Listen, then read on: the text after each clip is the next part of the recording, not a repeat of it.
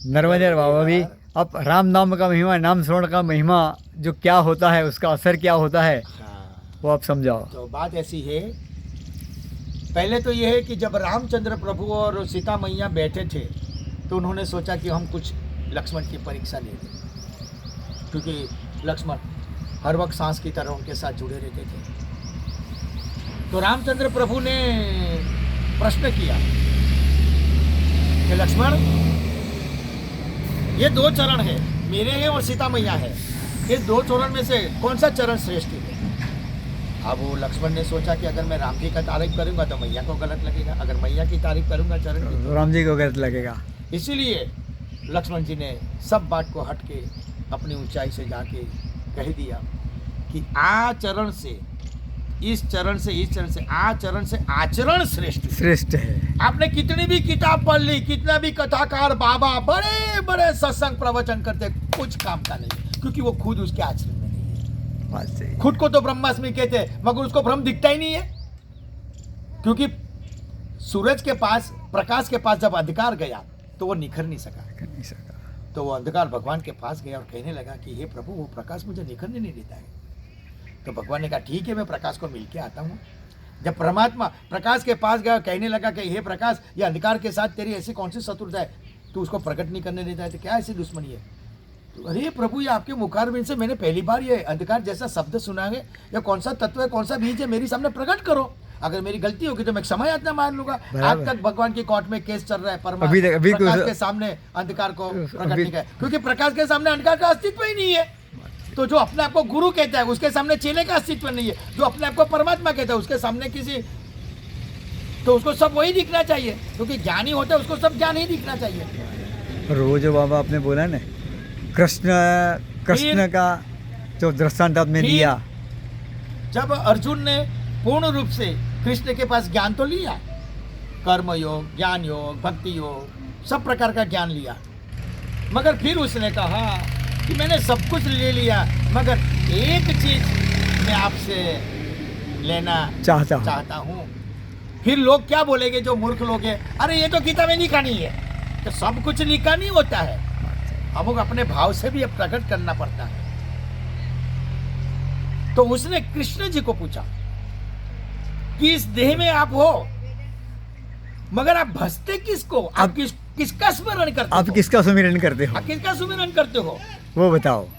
अभी फंस गए कृष्ण।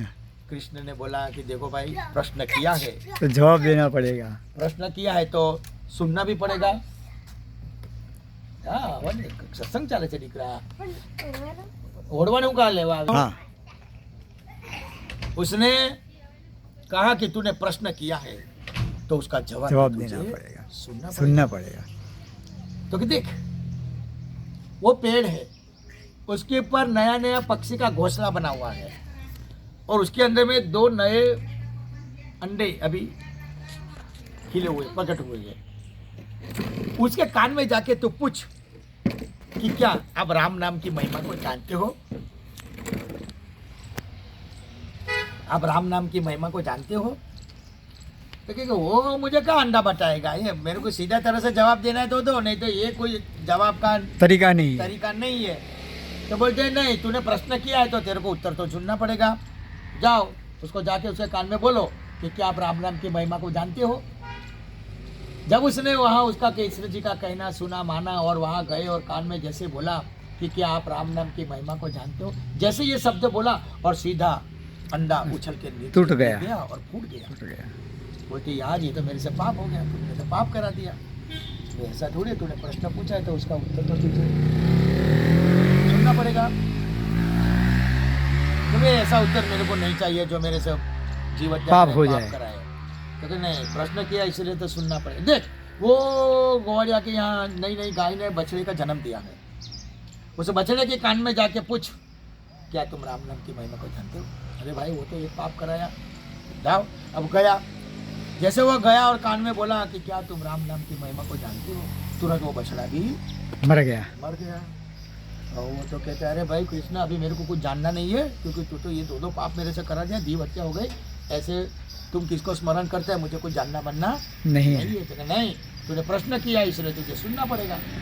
लेकिन देख, वो राजा है, उसके घर में उसका लड़का है, मगर उसको बहुत साल के बाद, बहुत सालों के बाद कुंवर आया है, बच्चा पैदा हुआ है। जाओ उसके कान में जाके तो पूछ, क्या तुम राम नाम की महिमा को जानते हो? अर्जुन ने बोला भाई वो दो तो मर गए, उसने तो मेरा कुछ बिगाड़ा नहीं, मगर ये तो राम का अगर मैं, अरे राजा का लड़का को अगर मैं बोलूंगा तो वो तो मर मेरा गया, राम नाम और कर मेरा देगा। तो राम नाम सत्य कटेगा, गला काट देगा, इसलिए मुझे कुछ, मेरे को कुछ जानना नहीं है, नहीं है। तो कहा, नहीं, तूने प्रश्न किया है इसलिए तुझे जानना करना पड़ेगा। पड़ेगा। तो वहाँ गया तो सब वो बैठे थे सिपाही लोग, तो बोले कि भाई हमको राजा जी के बच्चे को मिलना है। बोलते कौन है? बोलते मैं अर्जुन हूँ। और राजा जी को पूछ के आते हैं, राजा जी को पूछा तो बोला आने दो। आने दो। गया अंदर, अब वो बच्चा अंधा लूला लंगड़ा सब ऐसा ही अपाहिज था। तो वो बोला मैं बच्चे को कुछ मिलना चाहता हूँ, सुनना बोलना चाहता हूँ। बोलो क्या बोलोगे? तो जैसे वो बच्चे के पास गया और कान में कहा क्या तू राम नाम की महिमा को जानते हो? तो तुरंत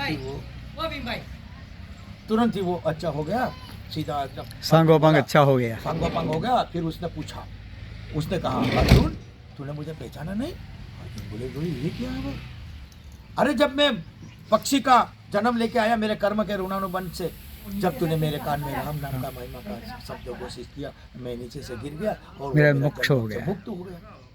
जब मैं बछड़े की रूप में जन्म लेके आया, तूने मेरे कान में राम नाम का मंत्र दिया, मेरा उस जन्म का भी मोक्ष हो गया, उसका भी उसमें मोक्ष हो गया।